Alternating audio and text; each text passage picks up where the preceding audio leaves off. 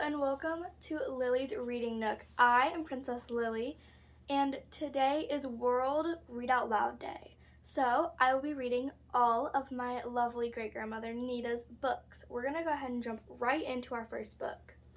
Now I will only be reading one chapter of this book because it is a middle grade chapter book. I'll talk more about where you can get these books at the end. So let's just go ahead and get started. This is The Royal Search for Shenanigans by Nita Marie Clark, illustrated by Kathy N. Darty.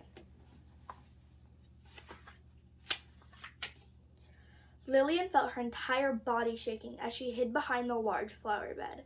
She was frozen in fear, with 100 panicky questions swirling around in her head. Could she trust her new friend not to give her away? What was going to happen if she was discovered? What if she never got home? If she did not get back home, how would her family ever know what happened to her? Why did she believe she could do this? Tears welled up in her eyes as she considered the consequences of her choice to embark on her big adventure. Oh my, what had she done? Stop, rewind. We need to start this story at the beginning. Chapter 1. Once upon a time, long, long ago, in a far, far away place. Well, I guess it wasn't long ago, and really not that far away, but all good stories should start that way. There was a very large and very beautiful castle located on the sunny side of the mountain in the land of Zen.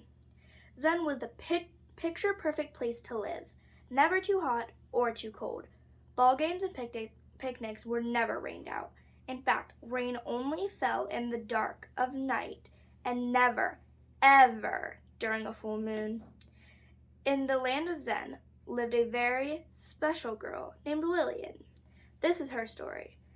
How the lives of several of her very special ancestors, each from a different century, were interwoven to form a strong bond, and how their actions would start Lillian on a marvelous adventure. So much had changed. A few weeks ago, Lillian had just been the granddaughter of the queen, living on the far side of the castle. Now she was the daughter of the new king, and first in line to inherit the throne. She soon would be living in the front wing of the castle. It was always the section reserved for the ruling family. It had been assumed the current queen, Queen Catherine, would continue her reign for many more years to come. So it came as a complete surprise when she had informed her family she was stepping down and would become Queen Mother. Princess Lillian kicked off her shoes, breathed a deep sigh of relief, and settled back against the soft leather seat in the limousine. Finally, she had a few moments to herself, no press, no cameras, and no one watching her every move. She could just sit back and enjoy the conversation between the adults. As the limo turned up the drive to the castle, the sun was starting to disappear over the mountain, creating a lovely hue on the walls of the castle. Lillian's interest perked up when she heard the head of the castle guard, Captain Coachman, saying, "You know, she really is a grand old lady, even if she is over 500 years old, with 5 centuries of family history." Miss Prudy, Lillian's nanny, chuckled and added, "And a lot of secrets. One big secret is scheduled to be revealed tomorrow. Who knows what they will find?" Lillian drifted off to sleep. Morning seemed to come extra early for Lillian. She loved mysteries and secrets, and today there were both. As Lillian got closer to the front of the castle, she could feel the excitement. All of the staff seemed to have found a reason to be in the area today. The door to this suite would be unlocked for the first time in almost 100 years. This was a historical moment, and Lillian wanted to be part of it. Lillian stood transfixed at the sound of the large metal key as Captain Coachman began to turn it in the lock. She shivered with anticipation as the door was opened. However, they soon realized they could not just flip a switch. This suite was locked before electricity was run through the castle. The housekeeping staff began to move the heavy black drapes from the window to let in light. No one was quite prepared for what they saw. The room was magnified with beautiful murals painted on its walls. Lillian was wide-eyed as each dust cover was removed from the various pieces of furniture.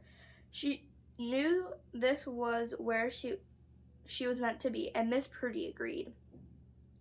With a private sitting room and a very large bedroom, where she could gaze out the window at the homes in the village below and imagine the lives of the families living there, she would have the best view of the valley. If she could choose anywhere in the castle, this would be her choice. Here she felt like the princess she was. It was very unlike Lillian, but she was too excited to ask why the door had been locked all those years ago. In just a few days, she was moved into her new quarters. She was unaware of her destiny had been set in motion by another young princess, living in the very same room of the castle 300 years ago. In fact, this part of the castle had so many mysteries to solve and secrets to share. Lillian would have rather been a regular girl where she did not have to be perfect and always watch for any little misstep. She fantasized what it would be like to put on some old jeans, a pair of sneakers, and ride her bike, her hair blowing in the wind, down the long, curvy driveway. She would stop at the manor house where her friend Ethan and her very best friend Cammy would be waiting. They would ride to the park, stop by the ice cream truck, and sit on the soft green grass. They'd listen to the lovely sounds coming from the nearby carousel. The very best part, though, she and her friends would spend the afternoon eating hot dogs and popcorn and riding the beautiful carousel. But Lillian knew that was probably never going to happen. But then again, nothing is impossible. Sometimes the impossible does happen. So that was chapter 1 of this book.